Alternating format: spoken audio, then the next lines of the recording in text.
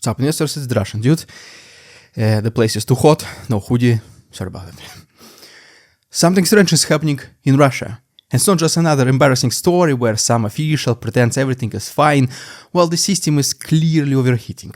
This is bigger, because Vladimir Putin, the man who spent years turning this war into the central project of his rule, suddenly does not seem very interested in talking about it anymore and disappears from the public eye. And when a leader who built his image around strength, control, historical destiny and endless speeches about victory suddenly goes quiet, that silence itself becomes a political event. Here is what changes everything. Russia has crossed a psychological line that is difficult to ignore. The current war has lasted longer than the Eastern Front of the Second World War, which began in the early hours of June 22nd, 1941. For Russia, for Soviet Union and ended with Germany's official surrender on May 9th, 1945. That war stretched from Brest to Moscow, and then from Moscow to Berlin, and Russian propaganda turned into the central national mythology. It lasted 1,418 days, and now, after a comparable amount of time, well, even longer in fact, Russia is still talking about the very same Donbass towns, the same Kupiansk, same Slavyansk, same Kramatorsk, and the same future breakthroughs that are always supposedly coming soon.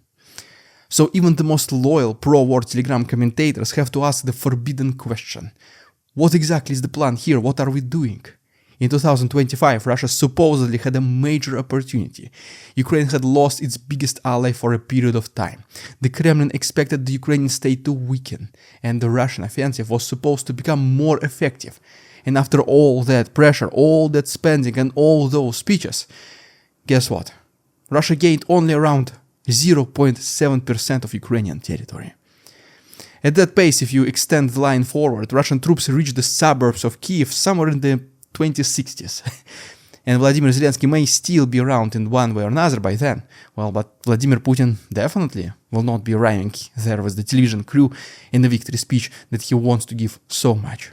So today, let's talk about why Putin got so quiet, why the pro-war crowd sounds exhausted, why the Eastern Front comparison matters even though the wars are completely different in scale, and why the first half of 2026 may have created one of the most dangerous situations for the Kremlin, which is a war that Putin cannot win quickly, cannot stop honestly, and cannot keep running without constantly forcing the entire government machine to pour money, people, and political energy into it.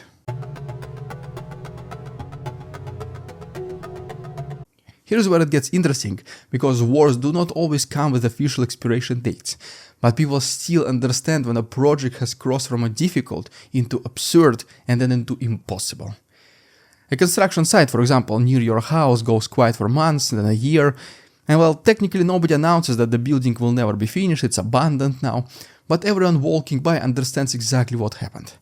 A store puts up a temporary closed sign, and after half a year your brain does not need a press release to understand that the business is gone. This is exactly what is now happening with Putin's war. For years, Russian propaganda presented time as Putin's ally, as if Ukraine would get tired, Europe would get distracted, America would change its mind, and Russia would simply wait until everyone else blinked first. But after 4.5 years, that argument starts to disintegrate from the inside, because the Eastern Front of the Great Patriotic War, in Russian memory, was not just a campaign or a special military operation. It was the sacred national epic battle from June 22nd, 1941 to May 9th, 1945. It was Brest, Moscow, Berlin, disaster, survival and victory. And now, after fighting longer than this even symbolic length of time, what is the Kremlin even bragging about? A few battered town in Donbass, another announcement that maybe Kupiansk will fall eventually, or I don't know, another fantasy that Slavyansk and Kramatorsk might become achievable by late 2026, mid-27, or I don't know, maybe even early 28. That does not sound like a plan. That sounds like someone standing next to a burning car and saying, "Don't worry guys, we're making excellent progress driving towards our destination." This is why pro-war voices online sound so dejected. If Russia could not dramatically change the situation in the same amount of time it took the Soviet Union to go from Brest to Berlin, then what exactly is supposed to change now? Russia was supposed to break Ukraine, show the West was weak, and prove that Putin's instincts was superior to everyone else's boring laws and spreadsheets. Instead, the conversation is still stuck around the same geography, same drone threats, and even manpower issue, and well, even generally speaking, the same miserable question. What comes next? Before we answer this question, a quick word from our Patreon. There you'll be able to see all these episodes in early access almost 10 hours before they go live on YouTube, and there is an additional chapter in the end of each one of them. There is also a free trial, so, well, doesn't hurt to try. The link is down below in the pinned comment and description. Thank you guys so much for the support. Now let's continue. Now here's where most casual observers go wrong, because they look at a map, see a few arrows moving, and assume that movement means momentum. But in this war, especially by first half of 2026, movement can also mean exhaustion. Sometimes a small advance is not proof of strength, sometimes it is only the proof that one side is spending absurd resources for a result that barely changes the strategic picture. Even Z-aligned Telegram channels, the same people who usually wrap bad news somehow in patriotic packaging, well, that's their gift I guess, have increasingly admitted that Ukraine has adapted to Russian offensive patterns. Russia's basic method no longer surprises everyone. Russian units push towards the next stronghold, Ukrainian drone operators wait for them to close in, and then the battlefield just simply turns into a grinding system where Russia may still take a wooden strip, barn or a ruined village, but the price attached to that exact little pixel on the map keeps rising exponentially. This is why Trump's 3-hour operation against Maduro, which happened earlier this year, became such a psychological slap for the Z crowd. Whether the comparison is fair or not, Russian pro-war commentators saw something they could not unsee. A fast, successful operation with a clear political objective, while Russia's own so-called special military operation has turned into years of mud, drones, mobilization, fears, and just very small tiny advances measured in something like rationing breadcrumbs in overcrowded cafeteria. That's the best analogy I could have come up here. And that exact comparison exposes the central lie. If this was supposed to be a special military operation, why does it now look like just a permanent national condition? If victory is inevitable, like they claim, why does every month require more money, more propaganda, and more excuses? This is why the next question, what comes next, is so dangerous. And if you think about it, there are already just really only two possible options. The first one is escalation, mass mobilization, deeper militarization of the economy, and an even more a transformation of the Russian state into a machine which main goal, supposed purpose is feeding just the front line. But that option is politically dangerous, as you can imagine, because the Kremlin understands that the average Russian can tolerate a distant war much better than a war that arrives at the apartment doorstep with the paperwork. Well, the second option is to simply stop. But stopping is not really available to Putin either, because a real peace agreement would mean admitting that the project failed to achieve its original goals, that he claimed so much is never gonna change. For a regime built on strength, destiny and perfection, that kind of admission is also radioactive. So Putin is literally trapped between two doors he does not want to open, and when Putin gets trapped, he often reaches for his favorite political trick. He just stops standing next to the problem and waits for reality to become more convenient to act further. He waits for his enemies to make the next mistake. This detail about Putin is crucial because his silence is not random. If there is one thing the last 26 plus years have taught us, it is that when a crisis becomes too ugly, too complicated or too risky, Putin just often stops talking about it directly and waits for the storm to move somewhere else. Economic trouble, political scandal, foreign policy embarrassment that does not fit television, the method is, well, pretty much often the very same. He lowers his profile, lets other officials absorb the pressure and blame, waits for new headlines, and then returns when the moment is much safer. The clearest example is 2015, when the original fantasy of Novorossiya basically collapsed. The dream of a grand Russian spring sweeping across Ukrainian towns and cities turned into two criminal enclaves with no obvious future, and the local political elites in eastern Ukraine, the same people Moscow hoped would carry the project forward, who then quickly stepped away from the separatism when it became a little bit too risky for them. And so, what did Putin do? He did not hold a national confession, he did not say, "Dear citizens of Novorossiya, our concept did not work." Instead, the word Novorossiya just simply disappeared from his vocabulary entirely. The media stopped celebrating the breakaway republics with the same enthusiasm.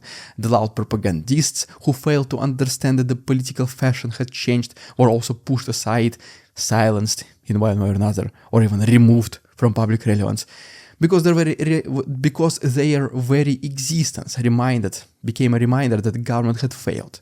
Early 2026 looks very similar to 2015 in one important sense, not in a scale, because today's war is far bigger, but in future odds. Back then it became clear that things were not going to get better. Today the same realization is spreading once again. Since the beginning of 2026, Putin has barely offered any major political statement, except for a very short and brief January 7th Christmas appearance. He has not resumed his loud bragging about battlefield breakthroughs, and he has not meaningfully addressed the war, neither even pressure on the Shadow Fleet or the larger humiliation of a war that refuses to become a victory. Under normal Putin's logic, the silence makes sense. If the news is bad, do not just make yourself the face of this bad news. If the battlefield is stuck, just do not stand next to it. Just wait. Maybe Trump changes his mind and helps Russia. Maybe Ukraine enters a political crisis. Maybe European leaders start fighting and just cut support. Or maybe some lucky breakthrough maybe even appears in 1 year, 2 years, 5 years, maybe even a decade, who knows. The possibilities, as you can see, for an error are endless, and Putin loves to wait. For a man who seems determined to live to 150, waiting probably even feels like an entire strategy. But this is where the old trick starts to fail, because this war is not like the crisis Putin used to sit out. This war does not run on silence. It runs on money, manpower, propaganda, and constant pressure from the very top. If Putin stops pushing, the machine does not keep charging forward forever. It simply slows down, and every part of the system starts looking the way to protect itself. Let's pause here for a second, because there is something deeper going on. The biggest problem for Putin is that almost nobody inside the Russian system wants this war the way he wants it. Officials obey him, yes, propagandists scream whenever and whatever needs to be screamed, and political managers pretend everything is under control. But wanting to survive inside Putin's system is not the same thing as wanting the war. The Kremlin's political managers are looking at United Russia's record low approval ratings and thinking about how to survive the general election without turning every single campaign into a reminder of mobilization, inflation, and broken promises. Regional governors are trying to keep their budgets from falling apart while also paying recruitment bonuses still somehow and compensation packages that their regions can even barely afford. Economics and officials that we spoke many times in the previous videos, and then large businesses are trying to navigate scarce resources, sanctions pressure, debt, and the growing absurdity of an economy where the state keeps pretending that war spending is somehow a development. For these people, a longer war is not a dream, it is a burden. Moscow can act like money grows on trees, well, because Moscow is Moscow. Moscow has resources most Russian regions cannot dream about. But most regions do not have that fiscal just magic wand. If a governor pays someone 3 million rubles for one single person to sign a military contract, that money should come from somewhere else. Could be road repairs, God knows they can get delayed, school maintenance is pushed back, hospital upgrades disappear, debt grows in general, or payment simply arrives late or never. And then relatives of mobilized men go to the streets demanding money or their men to be brought back home. This is why Putin's personal pressure matters so much. As long as governors believe that the boss is watching and failure to hit recruitment targets could damage their careers, they will keep finding money and people even when it hurts their regions. But if they suspect Putin himself is losing interest, which as you can see he is, or that he no longer wants to make the war the center of every decision, their priorities will shift quickly. They will not necessarily rebel, because that is not how the system works, but they will redirect attention towards local, their own region's survival. Could be infrastructure, hospitals, schools, and all the regional problems much closer to them than just another devastated village in Donbass. The same logic applies to the financial and economic authorities. As long as Putin personally demands war spending, they will find money, they will invent formulas, shift resources, and pretend that the budget can handle everything. But if they sense that the war is no longer the sacred top priority, they will return to their natural habitat, which is just balancing the books, cutting costs, reducing pressure on the federal budget. this mumbo-jumbo. They do not need to stand in parliament and dramatically announce cuts to the Ministry of Defense or army contractors. They can do it through accounting and bureaucratic decisions so boring that nobody notices them until the machine is receiving less fuel. Military production had the same problem. The current science already suggests that arms companies are heavily in debt. Production is not growing as confidently as propaganda would like people to believe, and the system is being forced to keep moving under enormous pressure. As long as everyone feels that the top political order is absolute, factories keep pushing, banks keep tolerating, and officials act as if the whole thing is sustainable. But if they sense that Putin has entered one of his quiet waiting phases, stagnation can quickly turn into a decline. This is why Putin cannot simply hide under the rock this time, because the system is tired of carrying his project, and unless he keeps forcing every part of the machine to move, in the same direction preferably, the machine itself will naturally drift back towards its own survival. The waiting no longer works.